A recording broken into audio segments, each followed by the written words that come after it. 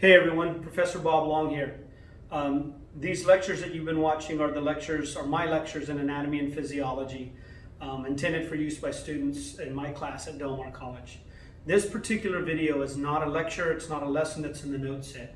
It's just a message from me that I want to get across to my students. I usually give this lecture in my classrooms after I give back the first lecture test, sometimes the second lecture test, and the first lab test. And usually because in Part 2 A&P, this lecture is intended for my students in my Part 2 class. And I want y'all to know something, okay? When you take Part 1 A&P, I'm going to draw something out. I want you to see something. If you're in my class, in A&P, we're going to do A&P Biology 2401, okay? Or Human Anatomy Physiology 1. Now, we have 6 lecture tests. Test 1, 2, 3, 4, 5, and 6 for the whole semester. This is the level of difficulty. Okay, if we were going to compare those tests, the level of difficulty goes like this. It gets hard, it gets harder, it gets really hard, and then it stays pretty difficult. This would be when we're learning anterior, posterior, medial, lateral, all the body regions. This is when we get into tissues. This is when we start to get into bones. The difficulty starts to go up. By the time we get to muscles, this class is very difficult. All the actin and myosin and all that physiology. And the nervous system, when we're doing neurons and action potentials and we're studying the brain and the spinal cord. So if you look at the level of difficulty in this class, when you took that first lecture test, and many of you were like, oh my God, that was so difficult. Woo!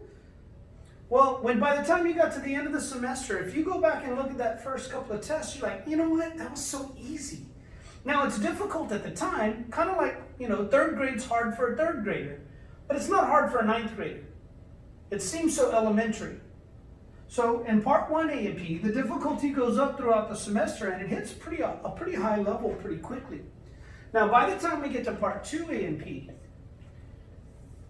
we're going to have 6 lecture tests. 1, 2, 3, 4, 5, and 6. And there's a reason I'm telling you this. We start here in difficulty. We get pretty hard. And then it starts to trail off. It doesn't really get easy, but it certainly gets easier. This is the area where you're going to take 3 of the hardest tests that you've ever taken in anatomy and physiology. And there's a reason for this, okay? There are concepts that are called tangible concepts. Tangible means you can touch it, okay? Or we call them concrete concepts. So when I say brachium, you can picture and touch the upper arm, antebrachium, thoracic, abdominal, cervical. You can picture and see certain things. When I look at tissues under the microscope, we can see loose and dense connective tissues and different tissues. We have some real tangible concepts. You can see muscles contracting, but there's a lot of steps to it. We can see bones. We kind of have an idea, but once we get to the nervous system, it starts to get abstract. An abstract concept is not something you can see or touch or feel. You almost have to kind of imagine it. It's way out there in the ethereal space. When we get to sensory physiology, if I talk about the urinary system, you already know what the urinary system does. Kidneys, bladder, you pee it out, it gets waste out of the body. If I say respiratory system, you think lungs and trachea, you breathe air in, breathe air out. You have a basic foundation. When I say heart or cardiovascular, your heart pumps blood through your vessels to deliver nutrients and takes it back in, and kidneys filter it. When I say reproductive system, you know what that does, right? At this point, we're all familiar with it. Once you hit puberty, you get real familiar with it. So, a lot of our systems are skin, integumentary, respiratory, digestive. You know what your digestive system does? You have a foundation, or when I'm talking about it, you can plug these concepts into a framework that you already understand. They are tangible concepts. But when we do some nervous system, especially when we get to sensory, when we get to endocrine, those are intangible concepts. They're abstract. You don't really get to see Meissner's corpuscles, or you don't get to see all these receptors all over the body, baroreceptors and hair cells. When we're talking about the cochlea and hair cells, or we're talking about the organization of the retina, for a lot of people, this is the first time you're ever seeing it. So it's sort of this, you got to imagine it. We can't see this like we can see a picture of the heart and picture it. So these are abstract concepts. When I talk about the endocrine system, a lot of people, they don't know what it is when they come into my class. Oh, I don't know what endocrine is. It's your hormonal system. You go, okay, hormones like estrogen, progesterone, puberty. But there's so much more to it than you imagined, as you should know because you're studying endocrine for the endocrine exam. So when we get to these first two tests, they're very abstract concepts. You don't have a foundation. So now we have to build the foundation and learn the details, which is kind of tough. Plus, they're very difficult concepts. They're very difficult subjects. The heart, the third lecture test is difficult because I push blood to the third lecture test. Blood's not easy, as you're learning. And then we have cardiovascular. We have the heart and we have all the blood vessels. So this test has a lot of information.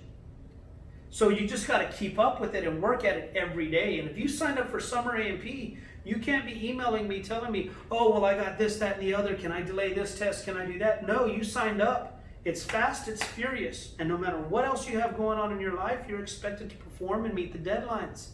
Your bosses, when you're working in the field, aren't going to be very understanding. They need you to perform. They need you to show up, be there, be on time, meet your deadlines, or get out of the way. We'll fire you and hire the next nurse or the next surgical tech coming in. They don't have time to mess around. You know, healthcare is serious business. When sciences are serious business, we don't have time to mess around. So if you got so much going on in your life, I apologize. I feel badly for you. I really do. It breaks my heart to see someone that's got a bunch of kids as a single parent working 2 jobs trying to take A&P. But I see people succeed at it through sheer determination. But it's not incumbent upon me to design a class around each one of your individual lives. So know this, you're in the hardest part of A&P right now. These first 3 lecture tests are going to be the hardest ones. This first lecture test, I don't think I had a single person crack a 90. Everybody, I had a significant chunk of 75s to 85s, but that's normal. In a long semester in 16 weeks on a paper test, I still have maybe out of 60 students, I might have 3 to 5 A's and some B's, but a whole lot of people aren't doing as well at the beginning of part 2 because the difficulty is so high and they're abstract concepts. The endocrine test, you either get it or you don't. The grades are really good or really bad. By the time we get to the heart, you can understand it, but there's a lot of material, so you better keep learning it all and keep up with it. After that, it gets back to normal. And I see the grades in the semester start to go up as the semester goes on. Now, the lab tests tend to buffer this, but I'm also finding that online testing is difficult for a lot of people. It's difficult for me to test you. I would much rather be here in person. There's something that we get with the human interaction and sort of the feeling you get of being in the same room with people. There's a whole chemical reaction when we're interacting with people, especially people we like, if we're comfortable. The learning process is exciting. It's a lot of fun, especially if you have an instructor that is friendly and accommodating and interesting and passionate and compassionate. When you like your instructor, you come to class and you learn better when you feel good. You don't learn as well when you feel bad. So if you don't like your class, if you hate it, it's harder to learn. In this sterile environment of this COVID shutdown with all of you guys not in this room with me, it's not the same. I'm doing the best I can, but I feed off my audience. This is a performance industry. And so I know learning online is more difficult, it's more challenging for most of you. Now, some people think taking tests is easier because they're trying to sneak stuff and sneak answers and stuff, but we're setting up measures to prevent that because you need to know what you're doing if you're going to be a healthcare professional. This is not about getting a grade. And I know you're worried about your grade because you're not doing as well as maybe you did in Part 1 A&P. But stick with it. Hang tight. Don't quit on me. Don't give up. Push through. We're already past the date where you get your money back, so stick in until the last day to drop. If your grades aren't where they need to be, drop then, but get as much out of this as you can if you have to drop and come back. And that's a reality of the business that I deal in. I don't want to see a single student drop or make less than a B, because quite honestly, for almost every healthcare program, you need B's or better to get in. But if you don't make the grade, there's no shame in that. Okay, there's no shame in trying and failing. or trying and coming up short. There is shame in not having enough courage to try. And I know this. There's a lady named Brene Brown. And if you've never heard of her, I highly recommend you look her up on YouTube. It's like Renee, but with the B. She's a sociologist. And one of the things she studied in life was called vulnerability, feeling vulnerable and helpless. And being a student in a college class, you are vulnerable. You're vulnerable to a number of things, and I get this psychology, okay? You're vulnerable to the fact that what if you fail? Does that mean everyone in your life that said you weren't smart, that you couldn't do this, that you're too dumb? What if it makes their words true? Well, don't believe that. If you've had people in your lifetime tell you you're not smart enough, and you can't do this, you cannot listen to them, okay? You've got to tune your critics out. And she gives a whole talk about this. And one of the things that she says is this, and this is true for anything that you do, whether it's sports like football, baseball, basketball, or education like a room in anatomy and physiology, or history, or English. If you step into this arena, some days you're going to get your butt kicked. You're just going to. That's a part of the process. Some days you're going to come in and conquer and be the victor. And some days you'll step into this arena and you will get your butt kicked. Don't feel badly about that. Because one of the things that she talks about is one of my all-time favorite quotes by President Roosevelt, Theodore Roosevelt. And it says, essentially, it is not the critic who counts. It's not the person who sits out there and badmouths you on the sidelines and says you can't and you're a loser or you're this or you're that or you're not smart or you're the other. They don't count. The only people who count are the people in this arena who know what it's like to fight, to sweat, to be dripping blood from your wounds, to struggle, and sometimes to come up short, but who does so in a valiant effort. It's those people who count. So if you have people in your life that are criticizing you, or you're worried about what other people think, don't. Because their commentary means nothing if they've never been in an A&P class. Getting your education is not easy. It is a marathon. It is not a sprint. And I know you want to hurry up and get into your program and graduate and start making money. But the hurrier you go, the behinder you get. The more you hurry, the more you trip, you forget your keys, you spill your coffee, and you end up twice as late. So take the time to do it right. Catch yourself and go through this calmly. You can go swift but calm, but don't hurry. So, if you're not doing as well as you want to, don't stress. It's the hardest part of all of A&P. Stick with it. By the end of the semester, most of the grades are going to come up. There are going to be some people that struggle mightily, and the ones that struggle the most are the people that made a C or worse in A&P 1, because the concepts in this class are built upon many of these concepts. So if you haven't mastered A&P 1, you need to go back and master it before you attempt A&P 2. Okay?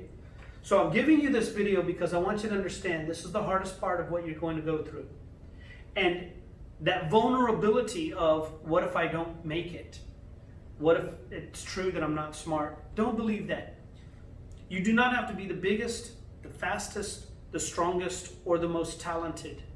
You have to be willing to outwork everybody else. That's true in sports. There are guys that are one of the best receivers, even though he's crazy and lost it. Antonio Brown, not the biggest, tallest, fastest, strongest. Compare him to guys like Des Bryant or Amari Cooper. I'm not a Cowboys fan, I'm a Steelers fan. But compare him to the greatest receivers of all time, Randy Moss. They're all really tall guys. He's not. But the one thing that Antonio Brown has is that he is willing to outwork everybody else. He works harder than anybody. I was that kid that always got picked last that surprised people because I'm willing to outwork anyone else around me. So don't look around the room and think, this person's smarter than me. When you're in a classroom, this person's smarter than me, I'm not smart, I'm this, I'm that. Who cares? Whatever programming other people put into your brain, you need to lose it. You need to forget it and say, you know what, I'm here to do a job, and I'm going to work my butt off until I get it accomplished, no matter what. One of my favorite athletes that I've ever coached in my lifetime, other than my son, who is uber talented, naturally oozing talent and hard work. But I've had a couple of kids on my team that were not very talented, not very coordinated. But they had heart and they worked hard. And they ended up being some of the best athletes I've ever coached. And they're going to have long, consistent careers. So, same is true in A&P. You don't have to be the smartest or the most talented.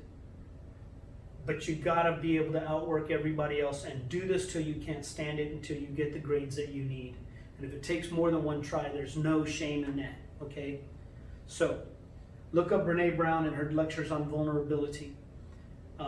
I wish I could find the link to the one where she talks about exactly what I want y'all to hear. If I do, I'll put it on my Canvas page. But know that this is the hard part. Don't stress. Don't freak out. Don't look at the scoreboard. I do a lot of coaching. I coached a lot of baseball, basketball, and football with youth sports in my lifetime, and I played these sports my whole life. And one of the things that I learned was to tell my students and my athletes, don't look at the scoreboard. If you're in the second inning and you're down by 7 or 8 points in baseball, kids start to give up. If you're down a touchdown or 2 at halftime, kids give up. Or what if you're way ahead and you're up by 2 touchdowns? Then the kids get too relaxed, and then you see the other team keep chipping away. By the time they figure out that, hey, I better do something, now they're stressed and they're pressing and they're dropping passes and they're failing, and you lose the game. So one of the things I tell my athletes when I coach is, you're not allowed to look at the scoreboard during the game. If you're too far ahead, you'll relax. If you're too far behind, you'll quit. It's my job to watch the scoreboard and make the adjustments. It's your job to just go out there and make every play as best you can. And the same is true for anatomy and physiology. Quit looking at the overall grade right now. Know what your score is right now, but that's it. It's your last time to look at the scoreboard. And you start working hard towards the goal and the result that you want. And quit looking at the scoreboard. You need to know your test scores. But if you start to look at them and panic, you're going to freak out and quit on me. Don't do that. Just keep chipping away at the stone. Do the best that you can at what's in front of you. Learn the blood, learn the heart, learn circulation, and be ready for the next test and the next test and the next test. And also know it's going to lighten up eventually, and you'll see your grades come up simply because of the nature of the topic. But you should strive for perfection every time you step into this classroom, or anytime you're studying, and anytime you take a test. It is not about accumulating points and getting a score. It is about learning the material. If you learn the material, you will do well. It's a process, okay? So, I don't expect you to be the biggest, fastest, strongest. I expect you to work hard. I expect you to do this till you can't stand it and do it 3 more times. And I expect you to give your best. If you come up short, I'm still proud of you for working your tail off. Now come back and let's do it again until we get it, okay? I just wanted to get that across to you guys, because I know that the lecture tests in part 2 A&P, the first 2 lecture tests, the scores are lower than some of y'all are used to scoring, and you're starting to panic and freak out. Don't. Put your nose to the grindstone, work hard, get it done, and you'll see the grades come back to where they should be eventually. I've done this 20 years now, and I see this every semester. Same play plays out. So keep your nose to it, keep working hard, keep a positive attitude. Don't get discouraged, don't quit, and don't believe anybody who's never taken A&P what they say about you. You're smarter, you're more talented, and you're stronger than you've ever known. And this class will prove it, and your education will prove it. And when you get to the end of this process, you're going to look back and go, wow, I'm a much stronger, more dedicated, better person than I ever imagined. I know, because I've seen it for 20 years. And I see students that struggle mightily and fail my class, who are now nurses. One's a physician, PAs, nurse practitioners, surgical techs. I get a big thrill when I see y'all cross that stage and I get to go to a pinning ceremony and see this. Because as you're in my class, I get to see how hard you struggle. Unfortunately, due to this video setup, I don't get to see y'all personally. But don't think for a moment, I don't understand that you're struggling with some things and you're doing the best you can. So keep the faith, keep your chin up, keep swinging, and do the best you possibly can so that you can be successful at some point. It's a marathon, not a sprint. And don't you quit. Anyway, I wanted to get that across to you guys. I hope you find that helpful. I'll see you guys in the future.